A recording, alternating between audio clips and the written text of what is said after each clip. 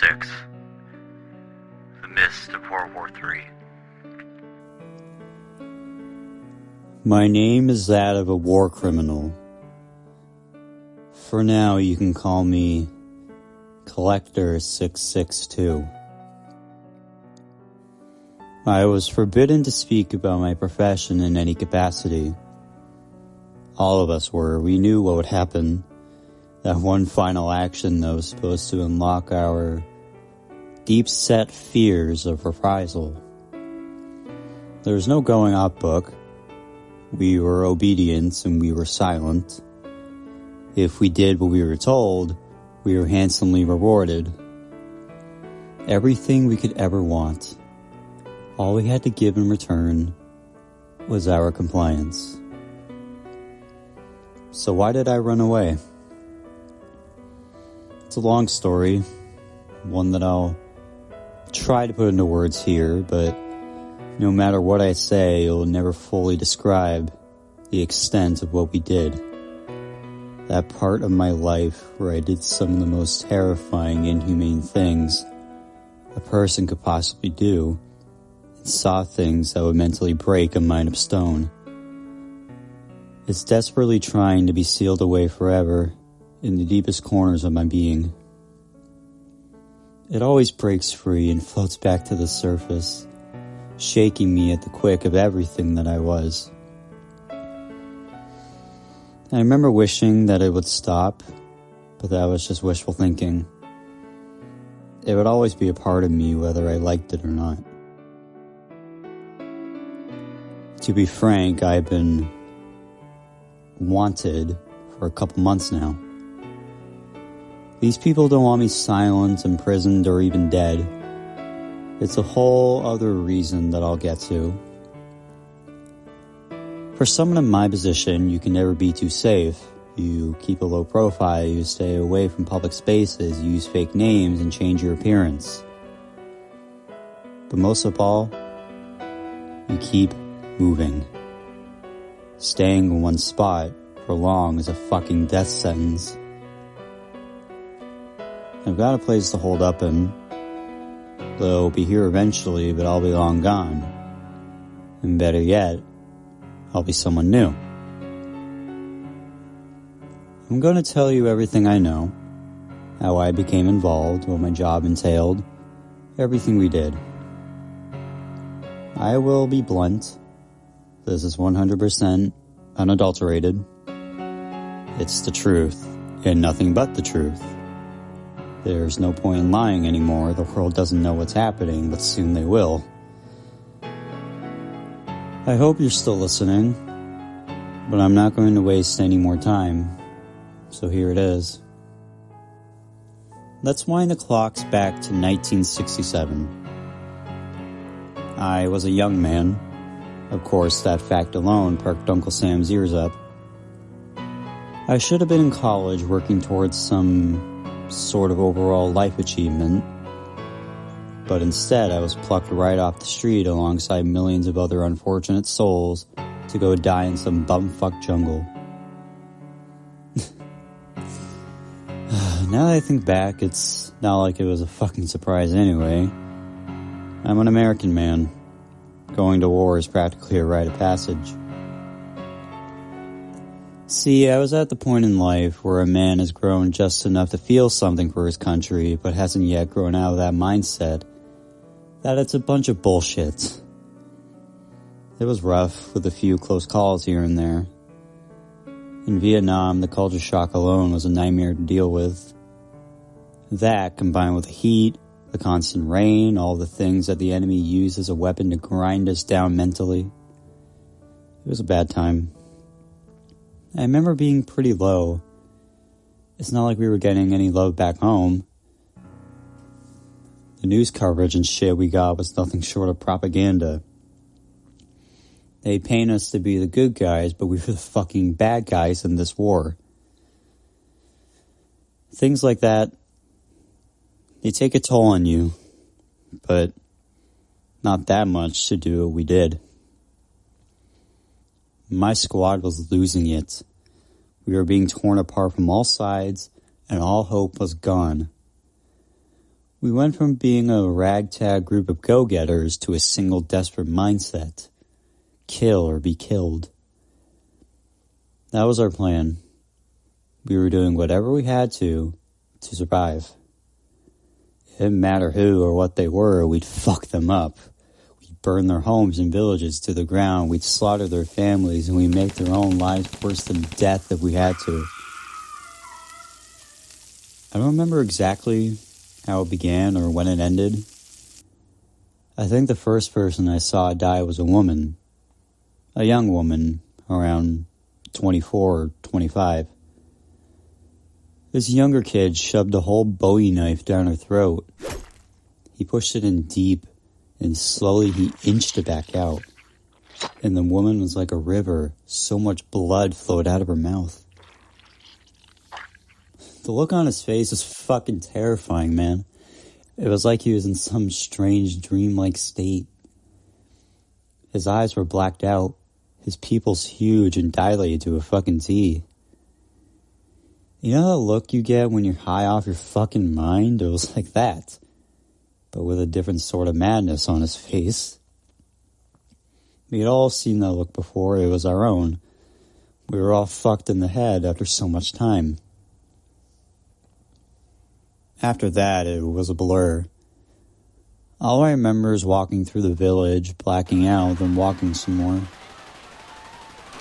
I didn't give two shits. I was angry. I was sad. I had no more use for the world, and there was no way in hell that I'd go back to it. This was it. Death or nothing.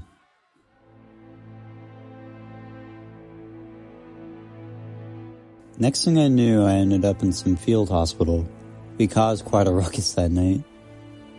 Apparently, I was quite creative with my methods of torture and killing. The whole time, I was laughing like a lunatic. I wasn't sorry, though. Of course, it was no surprise when they yelled and spat at me, threw me around a bit, and slung all sorts of creative insults my way. The doctors, nurses, even they thought I was done for. All I did was laugh, though. Even as one of my superiors punched me in the face, causing me to fall down to the ground and cough up crimson shit, I was still cackling. My former squad and I lived out what we thought was the rest of our days in a damp and dirty makeshift prison. None of us talked to one another. We didn't eat. We didn't sleep. We didn't even count the days with little tally marks on the walls. All of us were zombies, moving around in dazed, dreamlike states. Our brains had shut down completely. It was the first and only time I'd eaten a rat. With a little knife I made from a broken off floor panel, I cut into the thing while it was still alive. Peeling back the skin and muscle, I saw the juicy inside sloshing around. I sank my teeth in and devoured whatever I could. Diseases were the last of my worries. I was already a disease to the world anyway. With only a day left until our execution, there was a knock at the door. It slowly inched its way open. The first sunlight in ages pouring in. Our clothes were caked with dirt and grime. Our hair went down to our shoulders and itched with bugs, and we were skeletons draped in thin skin. We huddled back against the walls as two gentlemen walked in. The first was the general, acting all smug with a cigar nearly falling out of his mouth. The second was a middle-aged man with a black suit and tie, sunglasses and fedora. He was painfully thin, almost as thin as us. We heard them speak in hushed murmurs to one another. They passed each other all sorts of documents and files. At one point, the general glared at each of us with a look of utter disdain and hatred, but also like he was running a thought through his mind. He turned back to the other man, saying, "Now, are you sure?" The other man let out a small chuckle. "General, trust me, they'll be put to good use." Breathing a hefty sigh, the general shook his head and promptly left our cell, leaving us alone with this stranger. He He stepped closer, and we stepped back. It looked like he was analyzing us, sizing us up, figuring out everything that we were. His smile was sadistic, and his eyes were full of mania. I wanted to punch him in the face so hard that he would be a vegetable for the rest of his life. But with that aside, I still listened, curious as to what he had in store for us. My name is Dr. Alexander Graves, He began. I understand you're responsible for the massacre at Dang Min. Your execution is to be carried out tomorrow at the crack of dawn. No one said anything. I don't particularly feel like wasting your time, so I'll be blunt. You're the absolute worst pieces of shit. You did the worst things you could have possibly done, and to what end? You caused death. Civilian death, and not only that... He gazed at my former squad leader, who couldn't keep his hands to himself, and then back to the rest of us. You should have taken those bullets for yourself. In hindsight, this is stupid of me to say. We did what we had to. I said, my mouth opening for the first time in who knows how long. No. Alexander shook his head, stifling a laugh. You did what you wanted to. You chose to make yourself more powerful, killing and mutilating those weaker and defenseless than you. You're animals, but that doesn't mean you have to go to waste. Our former squad leader interrupted. What the hell are you talking about? See, my friends and I have a mission. Been working on it for as long as I can remember. In Antarctica, a special place is being constructed. Right now, the government is in the dark about its true intentions, thinking that we're testing products for their wars. No, we're really trying to expand upon science itself. We're trying to create weapons for the future. What we want to use, though, are not just any weapons. They're weapons of flesh and blood. Man-made beasts designed to kill. The former squad leader's face contorted in disgust. Look, I don't know what kind of shit you're talking about, but I know I don't want any part of this. You aren't the government. We don't owe you shit. Yes, you do. Alexander said. Your superiors have already approved it. If you refuse, you've basically given them the go-ahead to come and kill you. Look, this isn't a chance for you to atone for your sins. Frankly, there's no redemption for you. But if this is who you are, then so be it.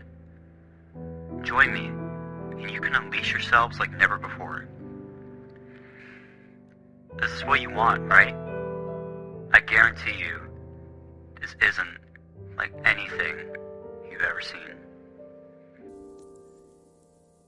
The more he spoke, the more we realized that he might actually have a point. We were assholes, the lowest of the low. We didn't have anything to lose. For us, this was a real opportunity. None of us knew what Alexander meant, and it seemed like crazy talk. But if we could finally let loose, unleash our darkest desires on something or someone, then so be it. This was a chance to be part of something greater. We agreed.